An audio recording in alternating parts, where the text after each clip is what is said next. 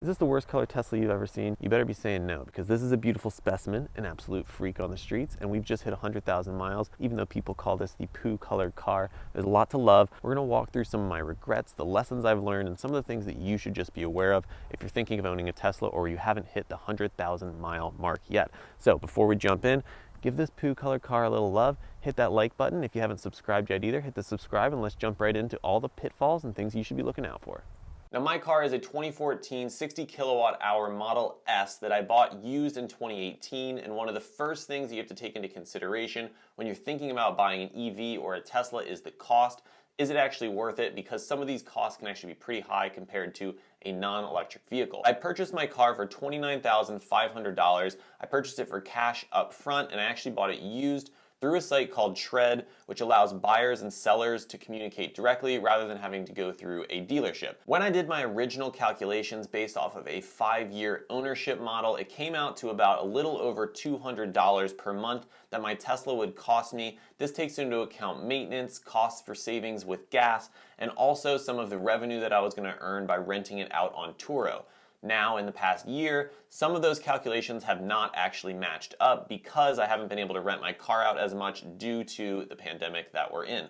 So not a lot of people have been actually renting the car, which means that the cost for this past year has actually been higher than the estimate. It's still been a little bit lower because I actually moved and have actually saved some costs on charging, but it is just something to note that if you are buying these cars up front and you are planning to rent it out like me, you might not always be able to predict some of the things that might happen in the world. So pretty good deal if I do say so myself, $29,500 for a used Model S Tesla, when some of these Model 3s that you have on the market are going for $30K and above. So that's just kind of the first thing, is just thinking about the different costs that are associated with the car and if it's actually going to be worth it for you. Now, speaking of maintenance, this is also a huge cost to consider if you're thinking about buying cars, and also something that had to go into my mindset as I was going through this process. But in a year and a half of owning this car, I've only had one issue that I've had to actually repair, and it was just changing the 12-volt battery, which cost me about $500 to $600. There has been one thing that keeps driving me crazy, and that is that the center screen will freeze sometimes. Sometimes it'll just go completely black, and we've had a couple instances where all of a sudden the center screen will stop working, and then you'll get this loud blaring sound even while you're driving that just continues. There's an easy fix for that if you just reset the software and you just reset your screen, but I've actually reached out to Tesla a couple times to try and get this fixed. There's apparently a recall in effect, but because I don't remember the exact date and time that these freezes actually happened, Tesla will not actually update the memory chip, which would very simply solve the problem.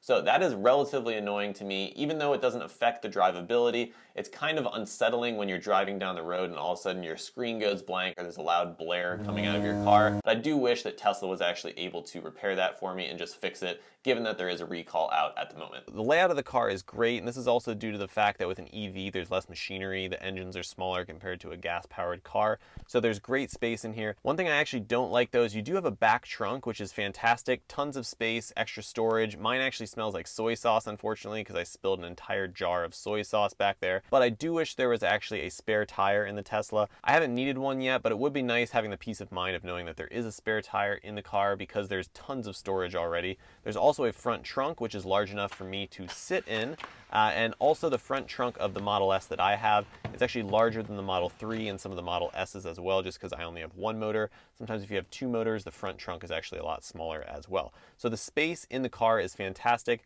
You also have this incredible panoramic skylight, or the ceiling of the car is basically a panel of glass. Mine also does have a sunroof, which is fantastic. Some of the Model 3s don't have sunroof, which could be a negative. It's just one panel of glass, which again, if you're sitting in the back, is pretty cool to be able to look at the stars, look at the trees, the sky as you're driving by, so that's pretty cool. And one other thing I would actually change about the interior of the car, in my Model S, we have a center console here that pretty much has no cubbies. So it's pretty much just one main section where everything goes, and as you're driving, things can move around quite often. So I could buy an insert for this, but I do wish there was a little bit more sections that were actually built into this cubby right here. If I could change one thing about this car, it would be the range. The number one thing that people fear when they're considering buying an EV is is the range. It's called range anxiety, and that's the fear of actually running out of battery when you're driving, or just this unnecessary anxiety that you have trying to figure out where you're going to charge all the time and if your car is going to have enough battery to get you to your destination. My car in the range department is a little bit less talented than most of the Teslas on the market. When it came out in 2014, the 60 kilowatt hour battery had a max range of about 209 miles.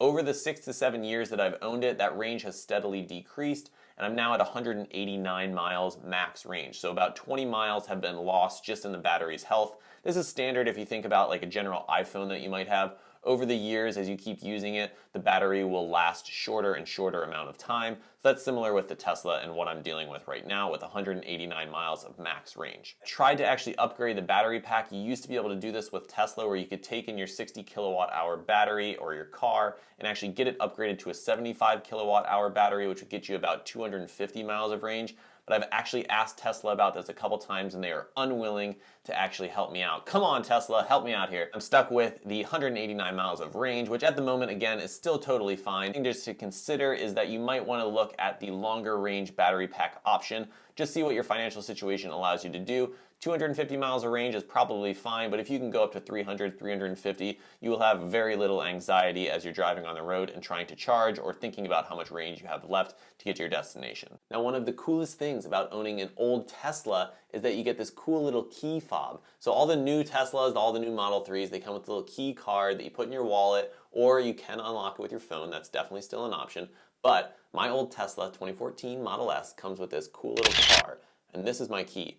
So I basically walk up to the doors with this, and the doors open or the handles come out. I walk away, the door locks, but I just think this is the coolest thing. Put it on your desk, and something that none of you new Tesla owners get to experience. And so what about charging specifically? This is what a lot of people also worry about when they're thinking of buying a Tesla. Where am I going to charge? How often do I need to charge? For me, I actually just use a wall outlet. I've thought of getting a larger outlet installed that can actually charge at about 25 to 30 miles per hour.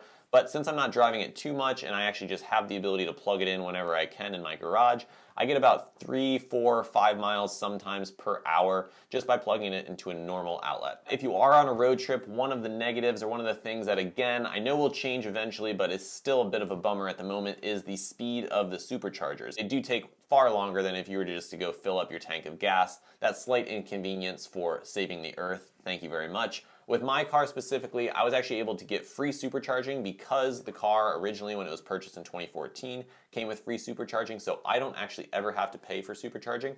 But it is something for you to consider as well. If you are supercharging, it is going to cost you a small amount of money per hour or per kilowatt hour that you're actually putting into your car. The thing that I'm not quite a fan of with the superchargers is that they actually don't really give you an accurate estimate of how much time is remaining when you're charging your car. Originally, it'll start out and say you're getting about 300 miles per hour in your car, but then it slowly reduces. So the estimate on your car might say 55 minutes remaining, and then it'll say 55 minutes remaining for about 10 minutes or 20 minutes. So then you always have 55 minutes remaining, and then it slowly goes down. But in general, I know that these are going to continue to get better, and we are indebted to Elon and Tesla for their incredible network that they've actually put onto the market and all across the US, so that if you are going on a road trip, you know that there's a supercharger within distance that you're able to actually charge at and make sure that your car has enough juice to get you to your destination. Teslas are like software on wheels. The tech in these cars is pretty incredible and probably the best in the market by far. If it's your first time going into a Tesla, one of the first things you're going to realize is how minimal the inside of the car is and how elegantly designed it is and sleek it actually is. There's very few buttons. Mine has 2 buttons,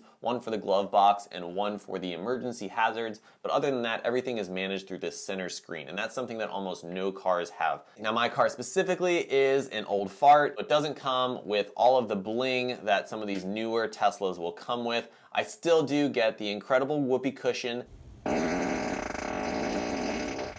and the fireplace that I can put onto my screen. But other than that, my car does not come with Netflix, it doesn't come with Hulu or some of these streaming, and I have a pretty slow browser as well. I'm actually not able to get self-parking, I'm not able to get autopilot, and I'm not able to get Sentry mode. With Sentry mode specifically, I'm actually fine with that because it takes a ton of juice off of your battery once you're parked, and given that I don't have a ton of range anyway, I don't really need that extra juice going into watching if anyone's gonna scratch my beautiful brown colored car. But the autopilot is something that I do potentially wish I could upgrade to, but at the moment I'm just kind of blocked based off of the computer and the memory option that is in the Tesla for me. But one of the really cool things about Tesla is the internet connectivity. So your car is completely connected to the internet, and again, because I have one of the older cars, I get that for free for life. Some of the newer cars, you have to pay a monthly fee to actually get access to the internet. And I think this is one of the really cool things that Tesla does, and also that Elon Musk is doing, where all of his companies are basically going to be intertwined in a way. So you're going to have Starlink, where he's shooting rockets up into the sky and actually putting all these satellites around the Earth. They're going to actually be creating a huge connectivity network where all of the cars can be constantly connected to the internet. You'll probably pay a subscription fee for that. And who knows, he's got boring companies, so you might be going through tunnels. And then Neuralink, you might be controlling your car with your brain in the future. What is this, Elon? But he's got a lot of things up his sleeve. And I think all of the actual Tesla and Elon Musk companies are actually going to kind of intertwine at some point, or they're going to have a lot of different technologies that they're able to share in the future. My car might not be able to access all of them, which is a bit of a bummer, but I think we can live with that. 3 things that I think we actually might see with Tesla, and actually they might release in the future. Number 1 is actually a better voice command system. So think of like Alexa for your Tesla, where you can actually talk to it and give better voice commands. You can do things right now like play this song or call this person, but I think actually controlling your car via your voice is going to be something that actually might be coming a lot sooner than we think. Hey Tesla, turn left here. Hey, merge into the lane to your right. Whatever it might be, put on my windshield wipers. I think all of those commands are eventually going to be coming where you can voice control your car.